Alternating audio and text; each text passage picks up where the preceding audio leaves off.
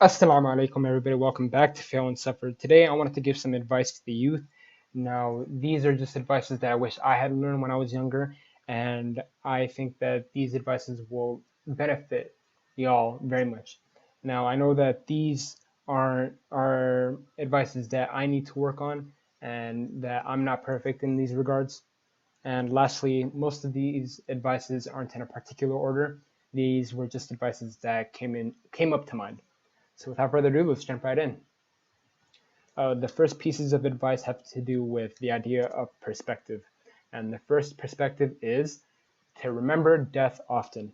You're not going to live forever. You're not going to be guaranteed a long life. Rather, we should strive towards doing great now because we are not guaranteed to live another day, nor are we guaranteed to live a long life. We should remember death often as it will put perspective in our life. The second piece of advice is to self-analyze. This will remove arrogance and increase humility. Why? Because when we recognize the faults that we have, when we recognize the inabilities or the abilities that we have, it will make us recognize that other people are great at what we are feeling in and that we are not perfect in all things. Thus, it will make us humble and thus it will remove arrogance. Also, we should be able to recognize who we are as a person and what is the most important thing. What's the most important thing that things that we hold dear to us. And thirdly, being young is an opportunity. You're not going to be young ever again, so we should take advantage of all of the resources that we have in order to do good and to excel.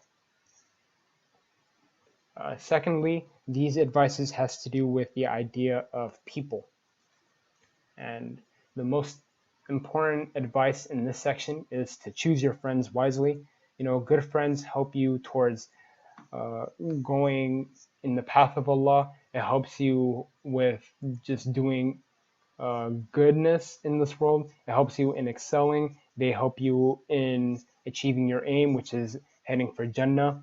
Bad friends, on the other hand, influence you towards doing bad practices. They influence you towards just doing just evil deeds. They don't remind you of Allah. They make you feel deflated when you're being around them, and they don't support you with sincere advice. Now, when we choose our friends, it is also important that we recognize what kind of a friend that we are. The type of good friend that we would want, we should be that type of good friend to other people. So we should ask ourselves, what type of friend are we? Are we a good friend or are we a bad friend? Like what behaviors or what traits that do we show to other people?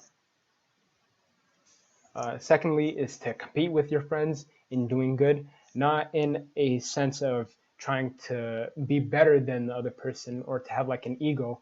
Rather, it's to just help each other in excelling.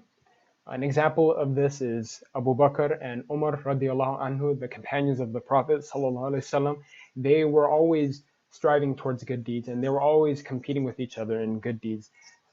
How they were competing with each other, you should be competing with your friends in the same manner. And you should also just help your friend or help your friends in excelling, whether it's, I don't know, like physically at the gym or just like helping each other lift weights at the gym, helping each other in praying, helping each other in doing well in school, and most importantly in Islam, helping each other with being the best Muslims possible and doing good deeds so that you can encourage other people or you encourage your friends to do good deeds as well. The third, the other pieces, the third pieces of advices have to do with the idea of patterns or establishing patterns. And the first advice is to plan ahead for your future. I would recommend just creating a goal roadmap and to write down the steps needed to achieve the goal. Once you have like a set of steps needed to achieve a goal, you will find that achieving that goal will bring you clarity and focus. So you need those two things, clarity and focus. Secondly, is to learn to prioritize. It's better to be a master at one thing rather than being average at many things.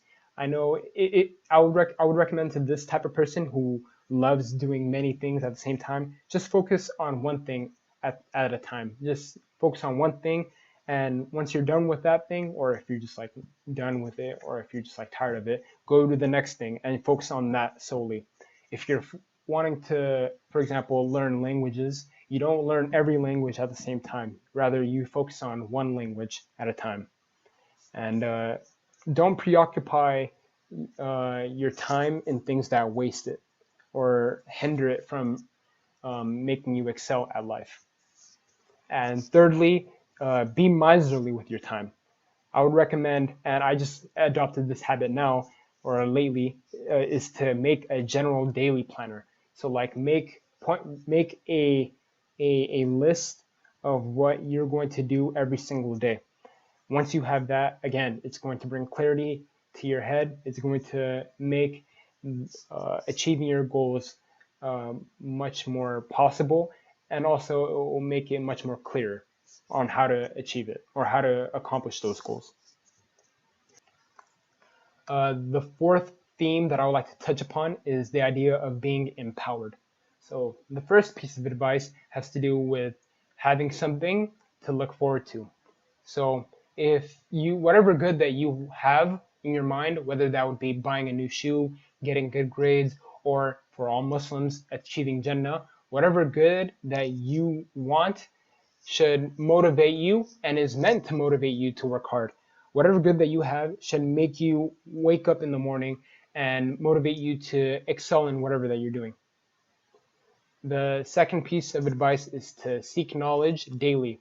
You will forget the majority of what you learn in school. So it's important that you seek knowledge in things that not only benefit you in your livelihood, but benefit you in whatever that you like. You should read, watch tutorials, podcasts, PDFs, whatever you like to get better. Don't think that you know it all. There's always somebody out there that knows more than you, and your knowledge only goes so far. Seek knowledge from those who know, and not just from anybody. Don't take knowledge from the random Joe from across the street or from anybody that is not well versed in your field. Hasten in seeking knowledge and sharing knowledge. Don't just keep all the knowledge in your head. Share it with people so that you may empower them. One method of seeking knowledge is to apply yourself. Rather than just learning how to swim on YouTube or from listening from a podcast or from reading, you should go to a pool and swim. Applying yourself is a quick way for you to learn.